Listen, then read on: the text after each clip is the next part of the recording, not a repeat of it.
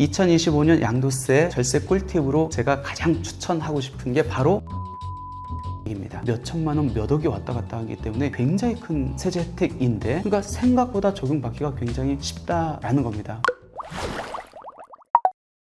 반갑습니다. 지병근 세무사입니다. 오랜만에 행크TV에 이렇게 나오게 됐는데, 저는 세무사고 세무사업을 지금 한 20년 정도 하고 있고, 오늘 제가 준비한 내용들은 부동산을 취득하고 보유하고 처분했었을 때에 대한 전반적인 세금, 취득세, 종합부동산세, 양도소득세에 대한 내용을 준비했고요. 특히 이제 매년 세법이 개정되고 해석들이 이렇게 변경이 되거든요. 그래서 2025년도에는 어떤 내용들이 개정이 있었고 또 어떤 해석들이 바뀌었는지, 그런 과정에서 어떤 거에 포커스를 맞춰서 절세를 할 수 있는지에 대한 내용을 다뤄보고자 합니다. 부동산이 여러 종류가 있습니다. 뭐 토지도 있고 아파트형 공장도 있고 상가도 있고 뭐 주택도 있고, 근데 이 모든 유형을 다 다룰 수는 없고, 가장 많은 분들이 궁금해하고 민감한 게 주택이기 때문에 주택에 초점을 맞춰가지고 한번 말씀드려 보겠습니다. 현재 주택 취득세는 두 가지에서 이렇게 결정됩니다. 그 첫 번째가 가지고 있는 주택 수, 그리고 두 번째가 내가 취득하고자 하는 주택의 소재지에 따라 결정되는데, 우리가 주택을 이렇게 취득하면 내야 되는 세금이 이제 취득세라는 건데, 이 취득세는 취득가액, 내가 사는 금액이겠죠? 거기에다 세율을 곱해서 산정이 되는데, 이 세율이 두 가지로 이렇게 이원화돼서 적용됩니다. 기본세율, 가장 기본적인 세율, 그 다음에 중과세율, 어떤 특정 목적 때문에 세율을 중과한다는 거예요. 기본세율이 적용되면 굉장히 단순합니다. 취득가액이 얼마인지에 따라서 취득세율이 달라집니다. 한번 보시면은 취득가액이 6억 원 이하이면 1% 세율이 적용되고, 6억에서 9억 사이다 그러면 1.01%에서 2.99%, 그리고 9억이 초과되면 3% 이렇게 적용됩니다. 생각을 해보세요. 내가 이번에 주택을 사는데 만약 기본 세율이 이렇게 적용됩니다. 근데 취득가액이 이번에 5억이야. 5억이면 6억 원 이하이기 때문에 1% 세율이 적용되니까 한 500만 원 정도 이렇게 낸다라고 보시면 될 것 같고, 내가 10억짜리를 삽니다. 기본 세율이 적용된다고 하면은 9억 원을 초과하기 때문에 3% 세율이 적용되겠죠. 그러면 한 3천만 원 정도 세금이 적용된다 보시면 될 것 같습니다. 결론적으로 기본 세율이 적용되면은 크게 뭐 어려울 게 없습니다. 그냥 취득가액이 얼마인지에 따라서 정해진 세율을 적용하면 되는데, 문제는 1세대 1주택자가, 그러니까 주택을 한 채 갖고 있는 사람이 추가적으로 주택을 취득할 때는, 이때는 실수요 목적이 아니다, 투기 목적이다 라고 봐가지고 세율이 중과됩니다. 이렇게 중과가 되면은 아까 취득가액에 따라서 1에서 3% 세율이 적용되는 게 아니고 취득가액에 무관하게 8%, 12% 이런 세율이 적용됩니다. 그래서 내가 이번에 취득하는 주택이 몇 번째 주택이고, 그리고 어디에 소재하고 있는지에 따라서 8%가 적용되는지 12%가 적용되는지 달라진다는 겁니다. 예를 들어서 제가 주택을 한 채 갖고 있습니다. 이번에 두 번째 주택을 취득합니다. 그 주택이 조정 대상 지역에 소재하고 있으면은 8% 중과세율이 적용되고, 비조정이 있으면은 조금은 완화해줘야겠죠. 그래서 비조정은 두 번째 주택까지는 기본 세율이 이렇게 적용됩니다. 그러니까 주택 수, 주택 소재지에 따라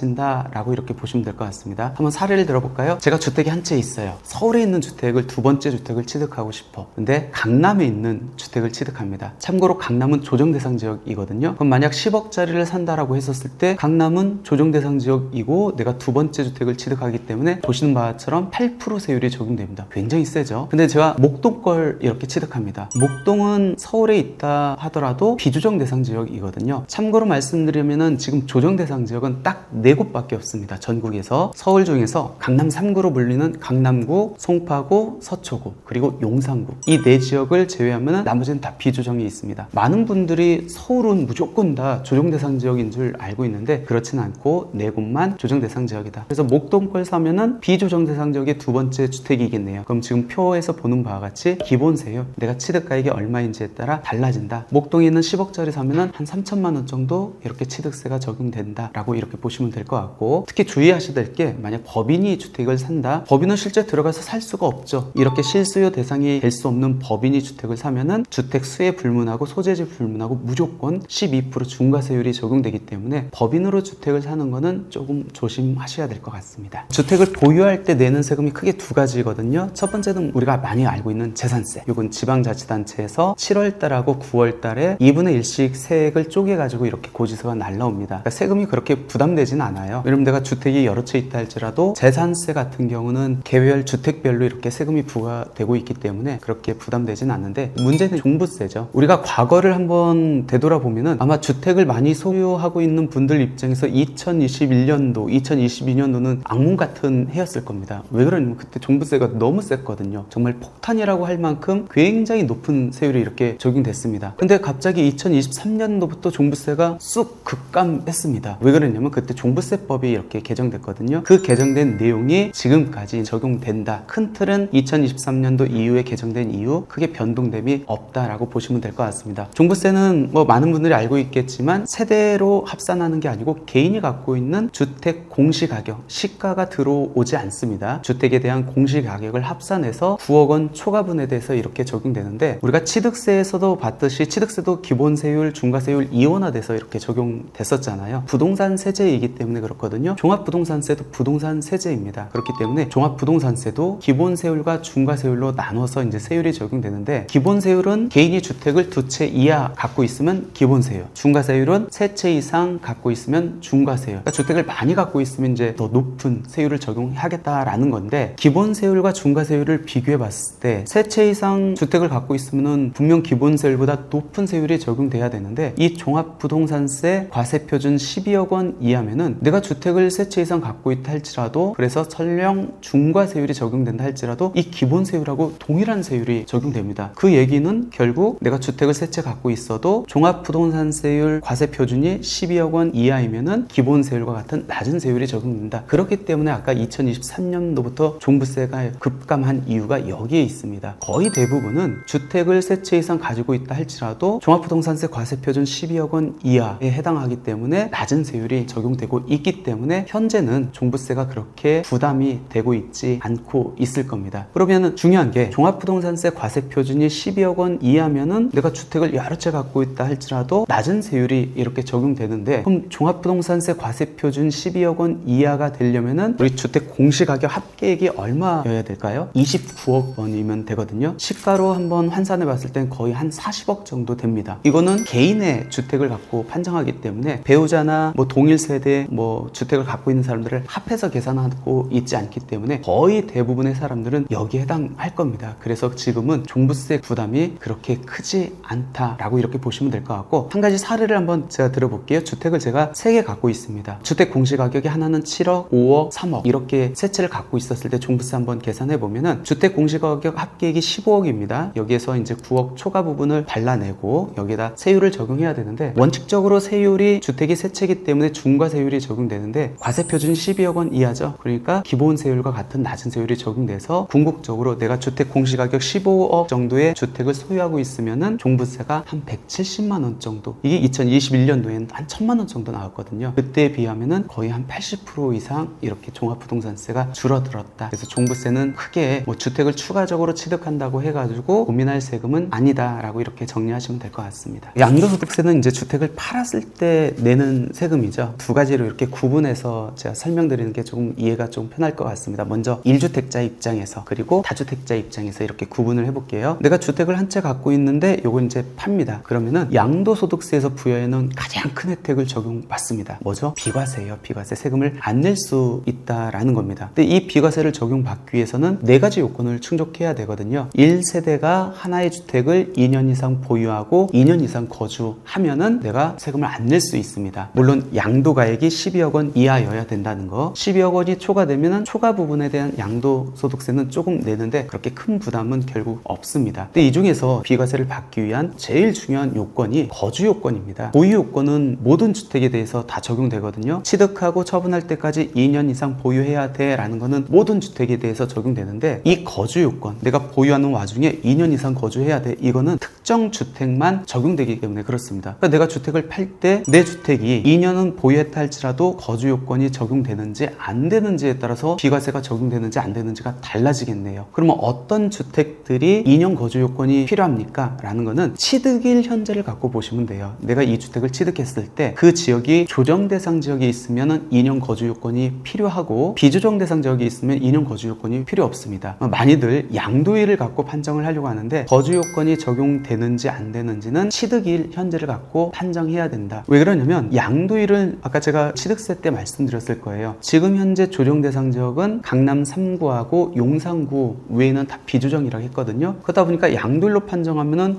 나는 비조정이기 때문에 거주 요건이 적용 안 되겠네 라고 생각을 할 수 있는데, 양도일을 갖고 판정하지 않고 취득일을 갖고 항상 생각을 해야 된다. 그 부분 조금 조심하시면 될 것 같고요. 이번에는 다주택자 입장에서 한번 볼까요? 다주택자의 핵심 내용은 뭐였냐면, 올해 이제 세법 개정에 있어서 다주택자 중과 제도가 유예되는지가 많은 사람들의 관심사였는데, 결론적으로 말씀드리면 1년 더 유예가 됐습니다. 다주택자가 원칙적으로 조정 대상 지역, 아까 네 곳에 있는 소재하고 있는 주택을 팔 때는 양도소득세가 중과되거든요. 중과된다는 의미는 내가 보유기간에 대한 혜택인 장기보유 특별공제라는 걸 못 받고 세율이 20% 또는 30%가 가산 적용되는데, 그렇게 되면은 실질적으로 양도세가 중과되지 않았을 때하고 세금을 비교해 보면은 거의 배 이상이 이렇게 차이가 납니다. 그렇기 때문에 다주택자 입장에서 원래는 5월 9일, 올해 2025년 5월 9일 날 중과 유예 기간이 종료되게 돼 있는데, 이게 연장되는지가 초미의 관심사였는데 결국은 1년 더 연장돼서 내년 2026년 5월 9일 양도할 때까지는 조정 대상 지역에 있는 주택을 양도한다 할지라도 중과가 적용되지 않고 기본 세율이 적용된다. 그래서 크게 걱정할 필요는 없다. 이렇게 정리하시면 될 것 같습니다. 2025년도에 세법 개정 내용 중에 또는 해석 변경 내용 중에 그래도 몇 가지 중요한 이슈들이 있습니다. 그 중에서 이제 몇 가지 한번 살펴볼 건데, 첫 번째는 매매 계약일 현재는 주택이었어요. 근데 요거를 잔금 치르기 전에 상가로 용도 변경했었을 때에 대한 관련 내용이거든요. 예전에는 매매 계약 특약이라는 게 있어가지고 매매 계약일 현재 비과세 요건, 비과세 요건은 2년 보유, 2년 거주 요건이거든요. 요 요건을 충족하면은 내가 잔금 받기 전에 요거를 상가로 용도 변경해도 비과세를 받을 수 있었는데, 2022년도에 기획재정부의 유권 해석으로 인해 가지고 무조건 이제는 잔금 청산일, 잔금 받을 때 그 시점에 주택인지 아니면 상가인지 여부를 따져가지고 비과세를 해주겠다. 이렇게 이제 해석 자체가 180도로 바뀌었습니다. 그렇다 보니까 그동안에는 매매 계약일 현재 비과세를 받을 수 있었는데, 이분들이 잔금 청산일 전에 상가로 용도 변경하면 비과세를 못 받게 되는 초유의 사태가 발생했습니다. 이렇게 되다 보니까 매도자 입장에서는 잔금 청산일까지 계속 주택을 유지해야 됐었거든요. 근데 보통 특히 강남권에 있는 오래된 다가구 주택을 취득하는 사람들이 보통 시행법인인데, 시행사들이 요거를 상가를 이렇게 용도 변경하지 않고 주택으로 잔금 청산일까지 간 다음에 취득을 하면은 두 가지 문제점이 있었거든요. 첫 번째가 아까 취득세에서 제가 말씀드렸듯이 법인은 실수요 대상자가 될 수 없기 때문에 주택 소재지, 주택 수에 불문하고 취득세가 12% 중과세율이 적용된다고 했잖아요. 그렇기 때문에 이 법인 입장에서는 12%의 중과세율을 내고 이 주택을 취득해야 됩니다. 그럼 투자 수익률이 굉장히 낮아지겠죠. 두 번째 문제는 뭐였냐면 대출이 안 나와요. 잔금 청산일 현재 주택을 취득하면은 PF 대출이 안 나오기 때문에 사업을 진행할 수가 없거든요. 그러니까 궁극적으로는 이 주택을 사고 싶어도 살 수가 없죠. 이게 막혔습니다. 매도자는 끝까지 가야 되는 거고, 끝까지 가서 주택을 사면은 법인 입장에선 대출도 안 나오고 취득세 부담도 너무 크기 때문에 투자 수익이 안 나왔었죠. 그러니까 한동안 2022년 말부터 해가지고 2024년 말까지 거래가 거의 올스톱 됐습니다. 정부에서 이 내용을 알아가지고 이번에 세법 개정을 반영을 했습니다. 어떤 내용이냐면, 주택을 팔았는지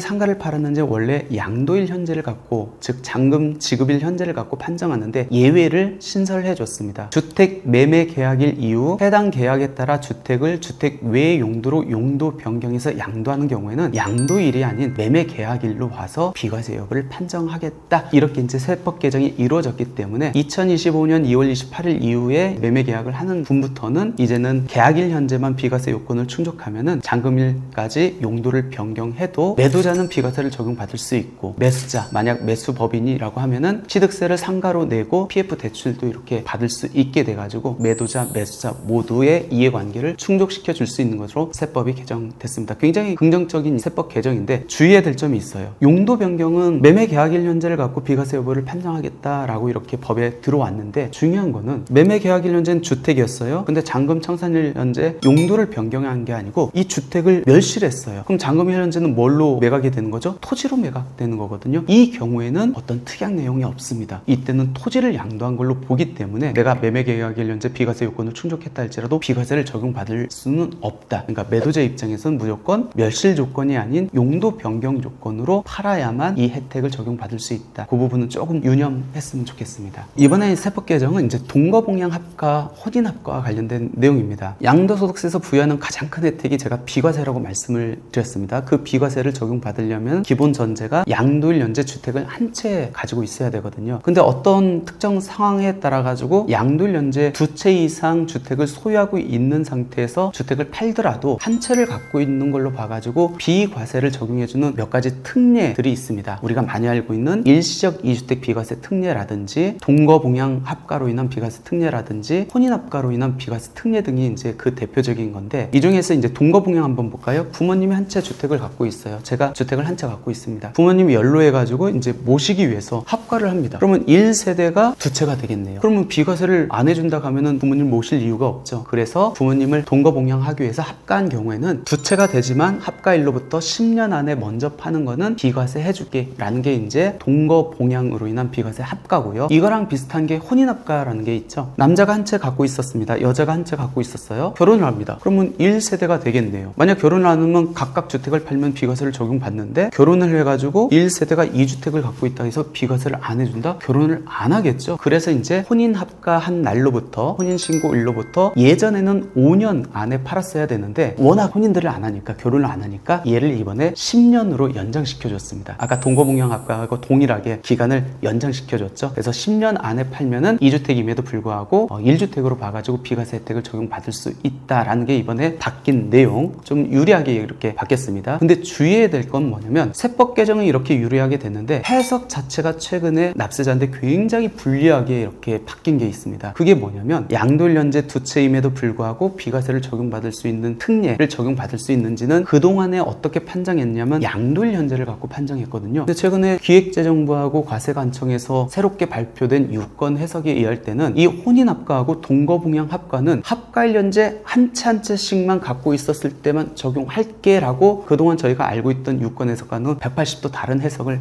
했습니다. 제가 한번 사례를 보여드릴게요. 남자가 한 채 갖고 있었어요. 여자가 결혼하기 전에 2채를 갖고 있었습니다. 혼인을 했습니다. 그러면 3채가 됐겠네요. 그 중에서 여자가 갖고 있는 이 C주택을 먼저 팔았습니다. 얘는 세금을 냈어요. 얘는 3주택 상태이기 때문에 먼저 파는 거기 때문에 비과세가 적용될 여지는 없거든요. 그럼 C주택을 처분하고 남은 거는 남자 A주택, 여자 B주택 한 채 한 채씩만 갖고 있거든요. 그런 상태에서 A주택을 팔든 여자가 갖고 있는 B주택을 팔든 혼인한 날로부터 지금은 이제 10년 안에 팔면은 그동안에는 비과세 혜택을 부여를 했는데, 최근에 유권 해석으로 이제는 안 된다라는 겁니다. 왜 그렇죠? 합관련자 남자는 한 채인데 여자는 몇 채였어요? 2채였잖아요. 그렇기 때문에 이제 적용을 안 하겠다는 겁니다. 특히 주의해야 될 거는 뭐 일시적 2주택이라든지 다른 특례는 양도일 현재를 갖고 비과세 적용 여부를 판정하는데, 혼인합가와 동거봉양 합가만큼은 반드시 합가일 현재 한 채 한 채 갖고 있는 사람의 합가한 경우에만 적용되기 때문에, 옛날 생각을 하고 의사결정을 잘못하면은 비과세가 적용될 줄 알고 팔았는데 안 되는 경우가 있습니다. 세금이 몇 천만 원에서 몇 억까지 왔다 갔다 할 수 있기 때문에 이 부분 꼭 신경 써가지고 주의하셔야 될 것 같습니다. 다시 한번 말씀드리는데, 동거봉양 합가하고 혼인 합가는 합가일 현재 한 채 한 채 가진 분들이 합가한 경우에만 적용된다, 이렇게 정리를 하시면 될 것 같습니다. 이번 세법 개정 내용은 이제 거주주택 비과세 특례라는 겁니다. 이것도 똑같이 특례이기 때문에 양도일 현재 한 채만 갖고 있어야 비과세가 적용되는데, 내가 지방자치단체하고 세무서에 임대주택으로 등록한, 보통 우리가 등록 임대주택이라고 하거든요. 이 등록 임대주택이 있는 상태에서 2년 이상 거주한 주택을 팔 때는 이 등록한 임대주택은 없는 걸로 봐서 비과세를 해주는 게 주택임대사업자의 거주주택 비과세 특례였습니다. 그러니까 얘는 결국 양도일 현재 2채 이상 갖고 있음에도 불구하고 2년 이상 거주한 주택을 팔 때는 하나로 봐서 비과세를 해주겠다라는 거였거든요. 근데 이 거주주택 비과세 특례 적용이 평생 1회만 적용됐었습니다. 근데 이번에 그 적용 제한을 폐지시켰습니다. 그 얘기도 뭐죠? 거주주택 비과세 특례를 계속 반복적으로 적용받을 수 있다는 겁니다. 지금 현재 주택임대사업자로 등록한 분들도 많이 있고, 등록했던 분들이 자동 말소 돼가지고 가지고 있는 분도 굉장히 많이 있을 겁니다. 그런 분들의 고민이, 내가 가지고 있는 거주주택을 언제까지 팔아야 비과세가 적용되지? 임대주택을 먼저 팔아야 되나? 아니면 내가 가지고 있는 거주주택을 먼저 팔아야 되나? 고민이 많은데, 이번에 거주주택 비과세 특례 적용 횟수가 폐지가 되기 때문에 주택임대사업자는 분들한테는 선택의 폭이 더 넓어졌다는 겁니다. 그러니까 너무 급하게 판단하지 마시고 이제 거주주택 비과세를 한번 받고 또 새로 사가지고 2년 거주하고 팔면은 적용받을 수 있는 여지가 있기 때문에 한 번 더 고민해 보시면 좋을 것 같고요. 그러면 이번에 세법 개정이 이렇게 되면서 어떻게 적용되는지 한번 사례를 잠깐 제가 설명드려 볼게요. 예를 들어서 A주택, C주택, D주택 3개의 주택을 갖고 있다고 가정해 볼게요.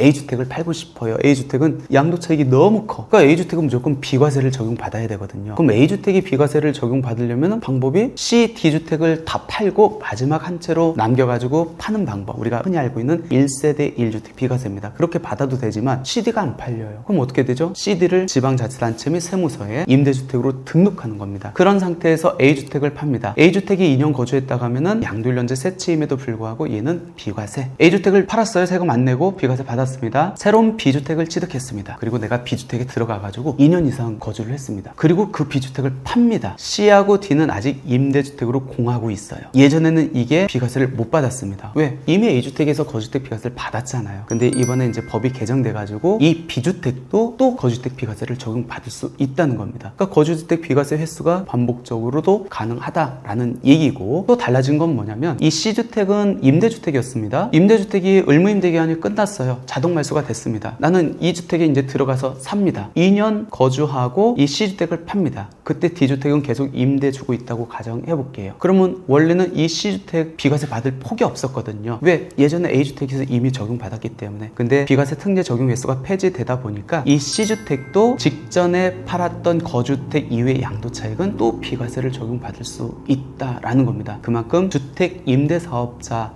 로 등록했던 분들, 자동 말소된 분들은 비과세를 적용받을 수 있는 기회가 많아졌기 때문에 처분 순서라든지 어떤 걸 먼저 매도를 하는 건지 한번 상담을 받아보면서 조금 신중하게 접근하시면 좋을 것 같습니다.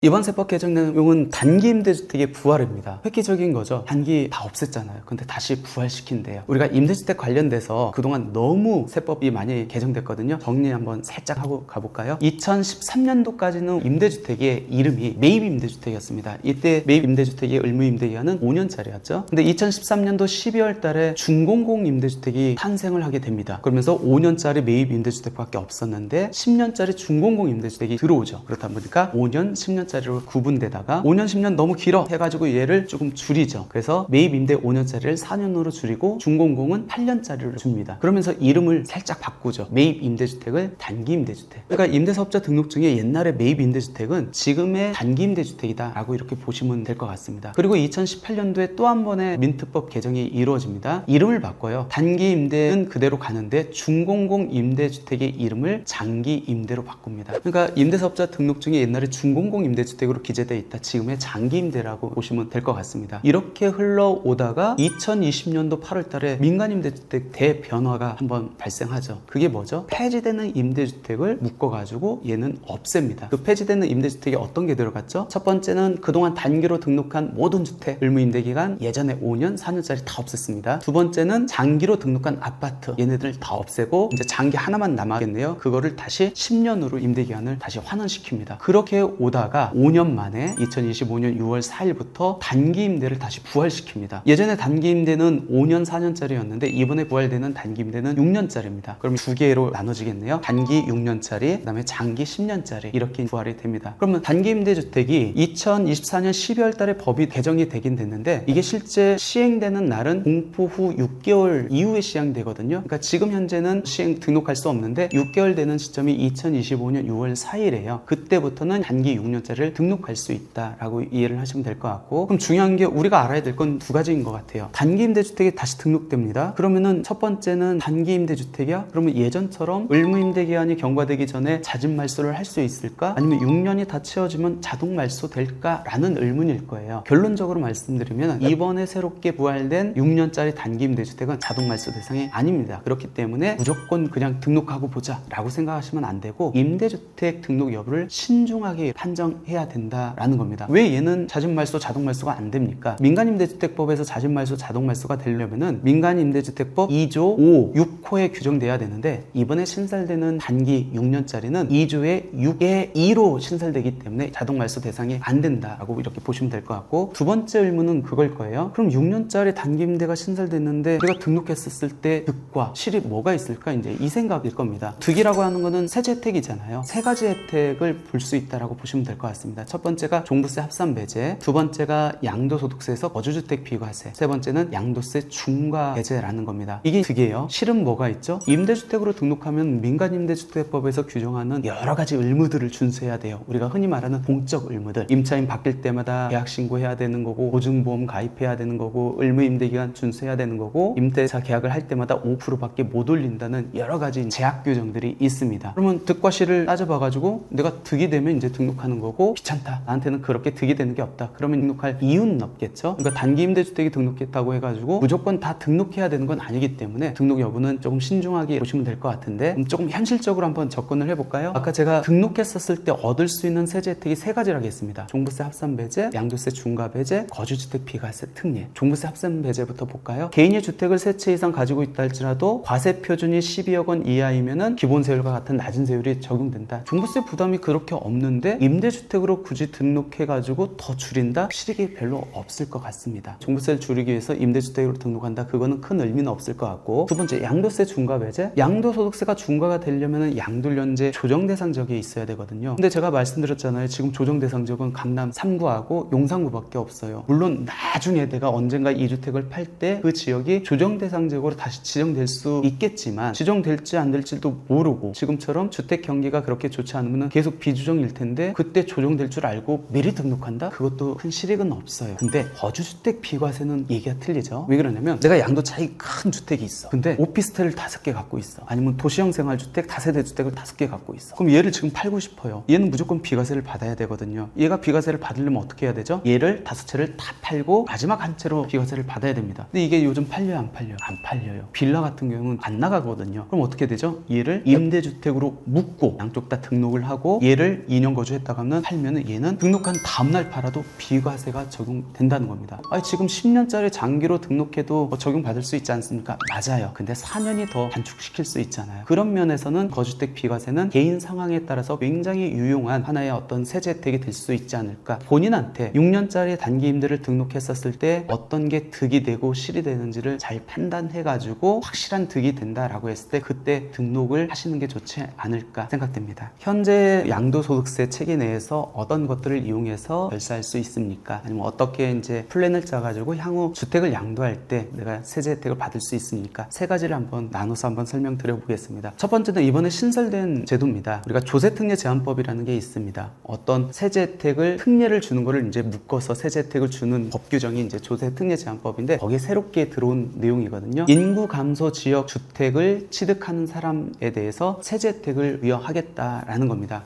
인구 감소 지역 주택 조금 생소할 수 있거든요. 우리 행안부에서 전국의 지도를 놓고 이 지역은 인구 감소 지역이야 해가지고 이렇게 보도된 자료가 있습니다. 그래서 전국의 법에서 정한 부산부터 해가지고 저쪽 경남까지 이 지역에 해당하는 주택을 사면은 여기는 인구가 감소하는 지역에 있는 주택이기 때문에 인구 감소 지역 주택이라고 하는데, 그런 주택을 사면은 세제 혜택에서 두 가지 세제 혜택을 부여한대요. 첫 번째가 이제 종부세와 관련된 거고, 두 번째가 양도소득세와 관련된 거거든요. 그러면 이 혜택을 받으려면은 어떤 요건을 충족해야 되는지부터 한번 살펴볼게요. 2026년도까지 인구 감소 지역에 있는 주택을 취득해야 되는데, 이때 주의해야 될 거는 내가 기존의 주택을 한 채 갖고 있는 상태에서 인구 감소 지역에 있는 주택을 추가로 취득해야 되는데, 기존에 갖고 있는 주택과 같은 지역에 있는 주택을 사면 안 됩니다. 서로 지역이 이제 달라야 되는 거고, 그리고 가액 요건이 적용되는데 종합부동산세는 보유세이기 때문에 공시 가격을 갖고 뭐든지 판단한다고 했잖아요. 그래서 종부세 혜택을 받으려면은 주택 공시 가격이 4억 원 이하, 양도세는 취득가액을 갖고 따지거든요. 취득일 현재 주택 공시 가격 4억 원 이하, 이런 주택을 사면은 첫 번째 종부세에서는 1주택자 과세 방식을 적용받을 수 있고, 두 번째 양도소득세에서는 내가 주택이 한 채일 때 비과세를 적용받는데 이 한 채 여부를 따질 때 인구 감소 지역에 있는 주택은 빼고 계산 안 돼요. 그러니까 비과세 판정 시 소유주택으로 보지 않는다는 겁니다. 그럼 제가 한번 사례를 갖고 설명드려 볼게요. 먼저 첫 번째 혜택인 종합부동산세 세제 혜택입니다. 내가 주택을 한 채 갖고 갖고 있어요. 이번에 인구 감소 지역의 주택을 취득합니다. 그럼 보유하고 있으면 종부세 내야겠죠? 종부세는 주택 공시가격을 합해서 계산한다고 했습니다. 여기에서 공제 금액을 일반적으로는 9억을 빼고 계산하는데 혜택을 준다는 겁니다. 주택이 두 채이지만 12억 원, 1세대 1주택자에 적용되는 12억 원의 공제 금액을 적용해서 종합부동산세를 산정하고, 그리고 나서 만약 두 개의 공시가격이 12억 원이 넘었다, 그럼 종부세 세액이 나올 텐데 여기에서 한 번 더 내야 될 세금에서 세액 공제, 산출세액에서 빼준다는 겁니다. 그 혜택을 적용받을 수 있는 게 종부세입니다. 그래서 여기 보시면은 10억짜리하고 인구 감소 지역의 주택 공시가격 3억짜리 사가지고 13억이에요. 여기에서 9억 원을 공제하는 게 아니고 12억 공제하고 초과되는 부분에 대해서는 세액 공제까지 받을 수 있다. 이게 이제 종부세 혜택이고, 양도소득세에서는 어떤 혜택이냐면 내가 주택을 한 채 갖고 있는데 인구 감소 지역에 있는 주택을 취득합니다. 그리고 나서 일반 주택을 처분합니다. 그러면 어떻게 되죠? 비과세를 적용받으려면 양도일련제 한 채여야 되는데 몇 채예요? 두 채잖아요. 근데 인구 감소 지역 주택은 없는 걸로 보기 때문에 얘 비과세를 적용받을 수 있다. 이게 양도소득세에 대한 세제 혜택입니다. 주의해야 될 건 뭐냐면 이 세제 혜택을 적용받으려면 내가 주택을 한 채 갖고 있는 상태에서 인구 감소 지역에 있는 주택을 취득하는 경우에만 적용되고, 또 인구 감소 지역에 있는 주택은 딱 한 채 사야 됩니다. 그래서 잘못 판단하면은 이런 경우에는 적용이 안 됩니다. 내가 무주택 상태에서, 주택이 없는 상태에서 인구 감소 지역에 있는 주택을 취득합니다. 그리고 일반 주택을 취득해요. 그리고 나서 일반 주택을 팝니다. 이때는 인구 감소 지역 주택은 없는 걸로 보지 않습니다. 왜? 한 채 있는 상태에서 샀어야 되는데 나는 무주택 상태에서 샀으니까. 그리고 세 번째 그림은 일반 주택 있는 상태에서 인구 감소 지역 주택 한 채를 사야 되는데 두 채를 사고 일반 주택을 팔면은 일반 주택 팔 때 인구 감소 지역이 두 채이기 때문에 이때도 안 됩니다. 그러니까 첫 번째 그림처럼 일반 주택이 있는 상태에서 인구 감소 지역 주택 사고 일반 주택을 할 때 그때 세제 혜택이 적용된다. 이렇게 이해를 하시면 될 것 같고, 인구 감소 지역, 지방에 어떤 주택을 투자하고 싶다라고 하는 분들은 내년 2026년도까지 그 지역이 인구 감소 지역에 해당한다면 이 세제 혜택 잘 이용하면은 양도소득세, 종합부동산세에서 많은 세금 혜택이 있지 않을까 생각됩니다. 이번에는 꿀팁 두 번째입니다. 지방 미분양 주택입니다. 지방에 가보면 지금 미분양 주택이 굉장히 많이 있습니다. 정부에서는 이 미분양 주택을 빨리 소진시키고 싶어 해요. 그러다 보니까 지방에 미분양 주택을 사면은 이런 세제 혜택 줄게라고 해가지고 세제 혜택 특례가 들어왔습니다. 언제까지 사야 되면은 올해 12월 말까지 사야 되는 거고, 지방에 있는 미분양 주택을 취득해야 되니까 어디 거 사야겠죠? 지방 거 사야겠네요. 지방이라는 의미는 수도권 밖에 있는 주택을 의미하고, 취득가액은 6억 원 이하, 면적은 85제곱미터 이하 거 사면 됩니다. 인구 감소 지역에 있는 주택은 딱 한 채 샀을 때 세제 혜택을 부여한다고 했는데, 얘는 더 메리트가 있는 게 주택수에 제한이 없어요. 극단적으로 내가 한 채 갖고 있는데 지방 미분양 주택을 10채를 샀어. 그리고 나서 이 한 채를 팔다? 그럼 11채임에도 불구하고 비과세를 적용받을 수 있습니다. 얘는 세제 혜택을 부여할 때 한 채만 이렇게 규정된 게 아니고 주택수에 제한이 없게 규정이 돼 있기 때문에 그렇습니다. 근데 이 지방 미분양 주택을 취득할 때 가장 주의해야 될 건 뭐냐면 이게 미분양 주택임을 확인받아야 되거든요. 우리가 찰 때 지방자치단체장이 도장을 찍어주거나 아니면 문서로 해가지고 이 주택은 미분양 주택임을 확인합니다 라는 날인이 찍혀 있어야 됩니다. 그 날인이 없으면 아무 의미가 없어요. 그렇기 때문에 혹시 지방 미분양 주택을 취득할 때는 반드시 이게 미분양 주택임을 확인받을 수 있는 날인을 찍혀 있는지 아니면 서식으로 받을 수 있는지 그 부분 한번 보시면 될 것 같고요. 그러면 이 지방 미분양 주택을 사면 어떤 세제 혜택을 부여합니까? 인구 감소 지역 주택하고 동일하게 적용됩니다. 종부세에서는 1주택자 과세 방식을 적용받을 수 있어요. 잘못 생각하는 분들이 얘는 빼고 계산하는데 이렇게 생각할 수 있는데 그렇진 않고, 합산은 하되 1주택자 과세 방식을 적용받기 때문에 공제 금액이 9억 원이 아닌 12억 원이 적용되고 세액 공제를 적용받을 수 있다라는 겁니다. 한번 볼까요? 주택이 한 채 있어요. 네, 저기 지방에 있는 미분양 주택을 두 채 샀습니다. 그러면 세 채 보유하고 있기 때문에 종합부동산세 내야 되겠네요. 주택 공시가격은 합산하는 겁니다. 여기서 빠지는 건 아니고 합산하되 공제금액 얼마 적용한다고요? 12억 원. 일반적인 경우는 9억 원 적용하잖아요. 그러면 초과금액 나오겠네요. 초과금액에 대해서 이제 기본세율 적용하고 세액이 나오는데 이 부분에 대해서 고령자이거나 장기 보유자에 해당하면 세액 공제까지 적용받을 수 있기 때문에 종부세 상당 부분이 줄어들 수 있다는 거고, 양도소득세에서도 비슷합니다. 내가 일반 주택이 있습니다. 지방에 있는 준공업 미분양 주택을 취득합니다. 그리고 나서 일반 주택을 양도할 때 이 지방 미분양 주택은 없는 걸로 보기 때문에 비과세 비과세 가능. 근데 주의해야 될 거 있다겠죠? 무주택 상태에서 지방 미분양 주택을 먼저 사면 안 된다는 거. 그리고 인구 감소 지역 주택과는 달리 지방 미분양 주택은 여러 채 사도 적용받을 수 있다라는 거 조금 구별해서 이렇게 보시면 좋을 것 같고, 굉장히 큰 혜택 중에 하나이기 때문에 내가 지방에 뭐 어떤 주택을 취득할 계획이 있다라고 하면은 지방 미분양 주택에 해당하는 주택을 사면은 굉장히 큰 혜택을 적용받을 수 있다, 이렇게 보시면 될 것 같습니다.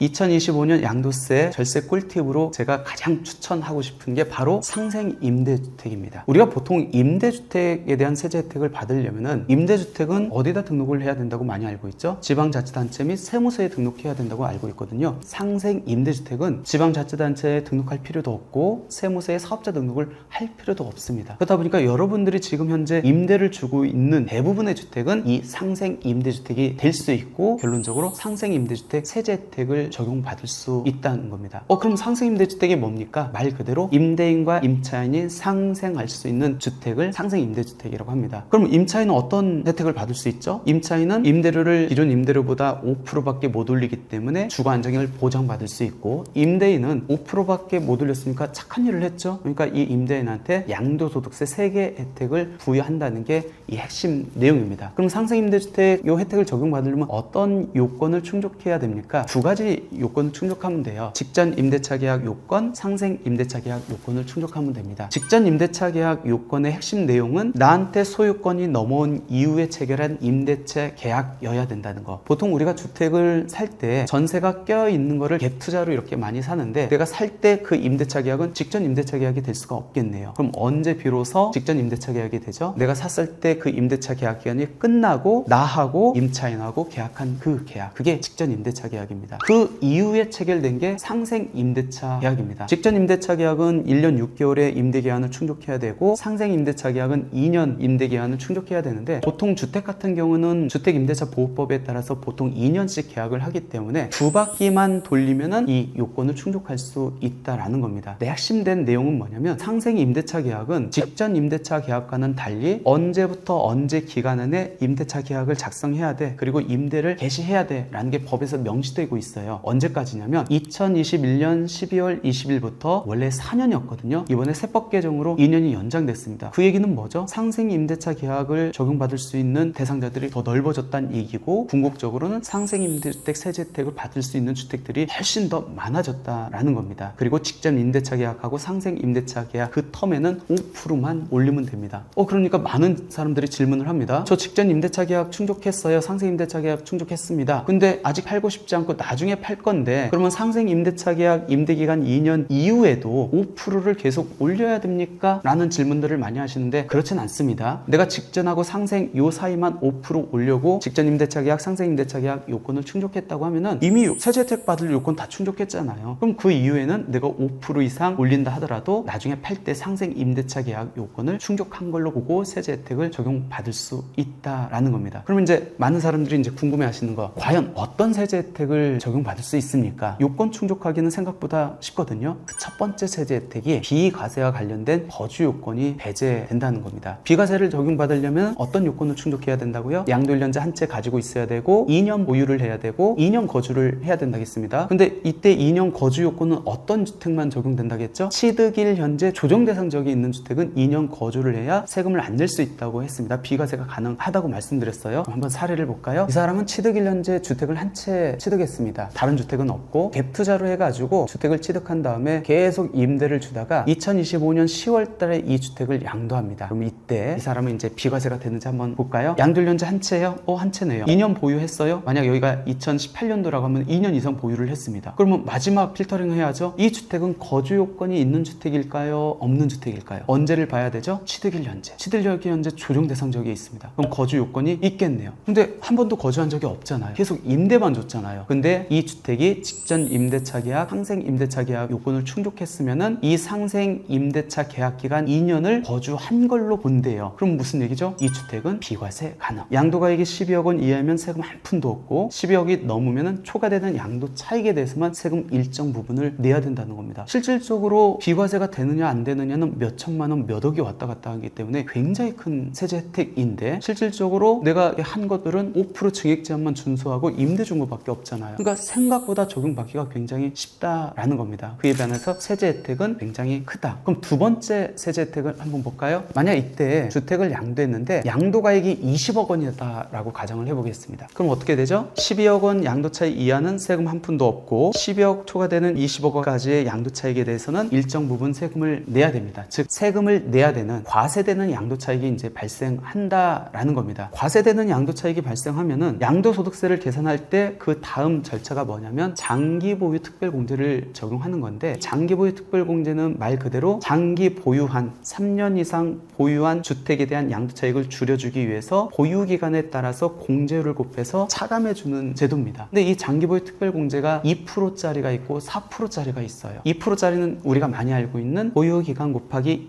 2%, 한도 30% 적용되는 거고, 4%짜리는 계산산식이 조금 달라지죠. 보유기간 곱하기 4% 플러스 거주기간 곱하기 4%, 보유기간 한도 40%, 거주기간 한도 40%, 합해서 80%를 적용받습니다. 그러면 바보가 아닌 이상 2%짜리 적용받는 게 나아요? 4%짜리가 적용받는 게 나아요? 당연히 4%짜리 적용받는 게 훨씬 낫겠죠. 근데 4%짜리를 적용받으려면 어떤 요건을 충족해야 되냐면 2년 이상 거주해야만 이 4%짜리를 적용받을 수 있대요. 그럼 나는 한 번도 거주하지 않았다. 그럼 뭐 4%짜리 적용받을 여지가 없겠죠? 근데 상생 임대주택 요건을 충족했으면 아까 상생 임대차 계약 2년을 거주한 걸로 본대요. 그럼 나는 2%가 아닌 4%짜리를 적용받을 수 있겠네요. 그게 두 번째 혜택이에요. 한번 사례를 들어볼게요. 내가 주택을 8억 원 주고 취득했습니다. 계속 임대만 주다가 다른 주택 없이 이번에 16억 원에 양도를 합니다. 양도가액이 12억 원이 초과되기 때문에 과세되는 양도차익이 발생합니다. 세금을 일정 부분 내야 된다는 거예요. 그러면 전체 양도차익은 8억 원인데 이 8억 중에서 얼마의 양도차익에 대해서 세금을 냅니까? 계산산식이 이렇게 되죠. 전체 양도차익 8억 원 곱하기 양도가액 16억 분의 양도가액 마이너스 기준금액 12억 원 하면 2억 원이 나옵니다. 그 얘기는 전체 8억 원의 양도차익 중에서 세금을 안 내는 양도차익 6억 원, 이제 세금을 내야 되는 양도차익 2억 원, 이렇게 이제 구분된다는 겁니다. 그럼 만약 이게 상생임대주택이 아니다라고 하면은 우리가 장기보유 특별공제할 때 2%짜리가 적용되겠네요. 2%짜리가 적용됐을 때 장기보유 특별공제는 보유기간 곱하기 2%가 적용됩니다. 그래서 이 사례 같은 경우는 10년을 보유했기 때문에 보유기간 10년 곱하기 2% 하면은 20%의 장기보유 특별공제가 적용되는데, 만약 얘가 상생임대주택이면 어떻게 되죠? 보유기간 곱하기 4%, 10년 곱하기 40%, 일단 40% 먹고 들어가고 그 다음에 거주기간 곱하기 4%를 해야 되는데, 이때는 실제 4%짜리를 적용받을 수 있는지는 우리가 상생임대주택 요건을 충족했으면 4%짜리 적용하는데, 계산을 할 때 거주기간은 실제 거주기간을 적용하기 때문에 이때는 2년을 넣으면 안 되고 0년을 이렇게 넣어야 됩니다. 그래도 얘는 20%가 적용되는 반면에 상생임대주택 요건을 충족했으면 40%가 적용되기 때문에 당연히 양도소득세 부담이 낮아질 수밖에 없죠. 이게 이제 두 번째 세제 혜택이고, 마지막 세제 혜택은 거주주택 비과세 특례라는 겁니다. 우리가 알고 있는 거주주택 비과세 특례 어떤 내용이었죠? 지방자치단체 및 세무서에 등록한 임대주택 외에 2년 이상 거주한 주택이 있을 때 2년 이상 거주한 주택을 양도할 때 등록한 임대주택은 없는 걸로 봐서 비과세를 해주겠다는 게 거주주택 비과세 특례였습니다. 그럼 이 상태에서 이 거주주택을 한번 바꿔보겠습니다. 뭘로? 상생임대주택으로 바꿔보겠습니다. 임대주택이지만 앞에 있는 등록 임대주택은 세무서 및 지방자치단체에 등록한 임대주택, 얘는 세무서 및 지방자치단체에 등록하지 않아도 되는 임대주택입니다. 성격이 완전 틀려요. 그러면 이 상생임대주택 아까 임대차 계약 2년 거주한 걸로 본다며요. 그러면 등록 임대주택 외에 2년 거주한 주택을 양도한 결과가 되겠네요. 그러면 이 상생임대주택을 양도할 때 임대주택 다른 주택이 있음에도 불구하고 얘는 비과세를 적용받을 수 있다. 이게 이제 세 번째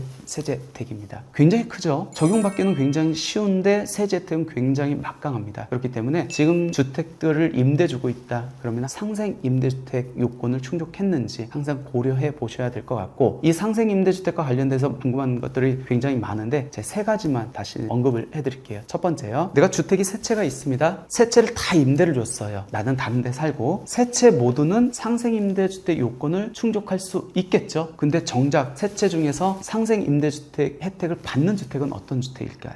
지금까지 봤듯이 상생임대주택은 마지막 한 채 남은 주택이 적용받을 수 있는 주택이겠네요. 그러니까 이 셋 중에서 마지막 남은 주택만 상생임대주택을 적용받을 수 있다. 그러면 만약 남기려면 어떤 주택을 남겨야겠죠? 양도차익이 큰 거 남겨야겠죠. 그래야 세제 혜택을 많이 받을 수 있기 때문에 그렇습니다. 두 번째는 아까 제가 말씀드렸는데 직전 임대차 계약하고 상생 임대차 요 사이만 5%만 준수만 하면 적용받을 수 있는 거고, 이 요건을 다 충족했다, 팔기 전까지 내가 계속 임대를 주더라도 그때는 5% 증액 제한을 준수 안 해도 된다라는 겁니다. 그리고 나중에 상생 임대주택임을 입증하는 거는 어떤 서류로 입증할까요? 우리가 등록 임대주택 같은 경우는 지자체 임대사업자 등록증, 세무서의 사업자 등록증으로 입증을 해야 되는데 상생 임대주택은 등록을 안 해도 되잖아요. 어떤 걸로 입증하죠? 직전 임대차 계약서, 상생 임대차 계약서, 이 임대차 계약서로 입증하면 돼요. 근데 만약 내가 직전 임대차 계약서를 쓰고 주택임대차보호법 등에 따라서 묵시적 갱신이 됐다. 그럼 묵시적 갱신이 됐으면 보통 임대차 계약서를 안 쓰기도 하죠. 그런 경우에는 나중에 계약서가 한 장밖에 없겠네요. 이런 경우도 상생 임대주택 혜택 받을 수 있습니까? 받을 수 있습니다. 그리고 임대 기간에 임차인의 사정으로 이렇게 나갈 수도 있잖아요. 그러면 예를 들어서 2년 동안 임대 기간을 측정을 했는데 1년 있다가 임차인이 해외 발령이 나가지고 나간대요. 그럼 새로운 임차인을 드리겠죠, 내가? 그러면 이 1년 임대 기간가 없어지는 겁니까? 그럼 너무 억울할 수 있겠죠? 그래서 이 기간하고 합산할 수는 있는데 전제 조건이 있어요. 어떤 전제 조건이냐면 내가 종전에 있던 임대차 계약 조건하고 동일하거나 낮게 가면 합산할 수 있다. 바뀌었기 때문에 5% 올려야지 이러면 안 됩니다. 최소한 동일하게만 가면은 1년, 2년 못 채우고 나간 그 기간도 통산해서 직전 임대차 계약, 상생 임대차 계약 요건을 충족하기 때문에 그 부분도 잘 고려해가지고 어찌됐든 상생 임대주택은 양도소득세에서 지금 부여하는 가장 큰 혜택이지 않을까. 더 매력적인 거는 누구나 적용받을 수 있다라는 거. 그러니까 잘 활용하시면 좋은 절세 꿀팁이 되지 않을까 생각됩니다. 제가 오늘 보여드린 영상은 전반적인 부동산이 어떻게 흘러가는지 그거에 따른 이제 세제 내용들하고 2025년도에 이제 개정된 내용, 그 다음에 해석이 변경된 내용, 새롭게 도입된 제도로 인해 가지고 절세할 수 있는 방법들을 말씀을 드렸거든요. 제 영상 같은 경우에는 일단 주택을 취득하고자 하는 사람들은 당연히 취득세, 보유세, 양도세를 고민하기 때문에 주택을 취득하려고 하는 사람들도 당연히 보면 도움이 될 것 같고, 이미 주택을 갖고 있다라는 분들도 매도 시점, 매도했었을 때 어떻게 양도소득세 를 줄일 수 있는지, 상생임대주택 같은 거 잘 활용하면 좋잖아요. 그러니까 주택을 보유한 사람, 특히 주택임대사업자에 대한 꿀팁을 제가 오늘 많이 드렸거든요. 거주주택 비과세 특례가 한도가 1회 적용이 폐지됐다. 그리고 계속 반복적으로 적용받을 수 있다. 주택임대사업자로 등록한 사람들도 아까 다른 등록하지 않은 어떤 임대주택이 있었을 때 상생임대주택으로 같이 엮어가지고 절세를 또 받을 수 있거든요. 그러니까 주택임대사업자로 등록한 분들, 아까 시행사 입장에서 시행 업무를 이렇게 하려고 했었을 때 법인 시행사든 개인 시행사든 취득하면은 또 취득세 내야 되고 종부세 내야 되고 하기 때문에, 그러니까 주택과 관련된 또 부동산과 관련된 관심 있는 사람들은 내가 지금 주택이 있건 없건 간에 많이 갖고 있는 분들 다 포함해서 유용한 정보가 되지 않을까 생각됩니다. 오늘 행크TV에서 이렇게 초대해 주셔가지고 너무 감사드리고요. 여러분들 2025년도에도 항상 행복하시고 하는 일 모두 잘 되시고 다음에 더 좋은 강의하고 더 좋은 유용한 정보를 갖고 다시 찾아뵙도록 하겠습니다. 오늘 같이 시청해 주시고 같이 동참해 주셔서 감사합니다. 감사합니다.